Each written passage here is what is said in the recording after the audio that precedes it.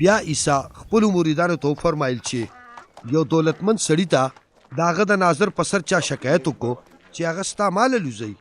نو هغه راوبللو او ورته وویل دا ستا په هکله زه څه خبرې اورم، خپل حساب کتاب راوړه، ځکه چې د دې نه پس به ته زما ناظر نه یې. ناظر د ځان سره وویل زما دا نیک چې مې د نوکرۍ نه وباسي، نو اوس به زه څه کوم؟ زه خو دومره تکړه نه یم چې خټې لوټې وکړم او په خیر غوښتلو به شرمېږم. نو بیا اوس زه په دې پوهېږم چې څه وکړم. چې کله مې دې د نوکرۍ نه وباسي نو زما ډېر دوستان به زما مدد ته تیار وي. هغه د خپل مالک قرضداري ځان له راوبلل او اول کس ته وویل چې زما د مالک په تا څومره قرض دی؟ هغه جواب ورکړ د زیتونو تیل تقریبا 3000 لیټره. هغه ورته وویل چې خپل بل دی واخله او زر کېنه او 400 ولیکه. بیا بل ته وویل او په تا څومره قرض پاتې دی؟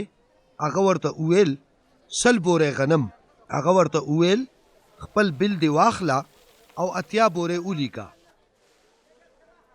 او مالک د خپل بېایمانه ناظر د دې هوښیارتیا ستاینه وکړه، ځکه چې د دې پیړۍ خلک په خپلو کې په لین دین کولو کې د ایماندارانو نه زیات هوښیار دي.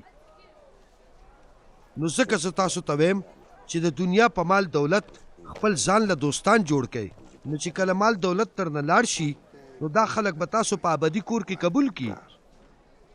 کم سړی چې په لږ کار کې دیانتدار وي هغه به په غټ کار کې هم دیانتدار وي، او کم سړی چې په لږ کې بد دیانت وي هغه به په ډېرو کې هم بد دیانت وي.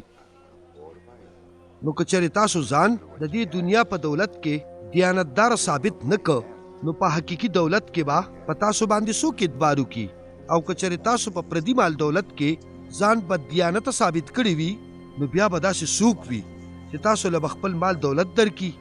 یو غلام هم د 2 مالکانو خدمت نشي کولی، ځکه چې یا خو به هغه د یو نه نفرت کوي او د بل سره مینه، او یا به هغه د یو وفادار وي او د بل نه به کرکه کوي.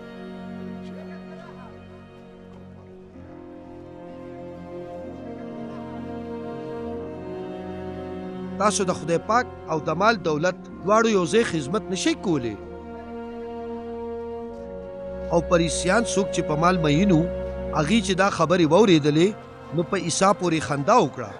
عیسی ورته وفرمایل هم تاسو خلک خپل ولس په دې دوکه کوئ چې ګنې تاسو صادقان یئ، خو خدای پاک ستاسو زړونه پیژني، ځکه چې کوم څیزونه چې د خلکو په نظر کې د صفت وي هغه د خدای پاک په نظر کې پلیت وي. د یحیی تر وخته د شریعت او نبیانو سلسله جاری وه. د دې نه پس د خدای پاک د بادشاهۍ د زیري بیان اورولی شو، نو د هر چا زړه چې په هغې کې داخل شي.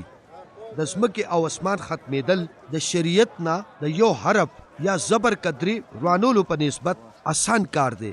کم سړی چې خپله ښځه طلاق کړي او د بلې سره واده وکړي نو هغه زنا کوي، او هغه سړی څوک چې د طلاقې شوې ښځې سره واده وکړي نو هغه هم زنا کوي.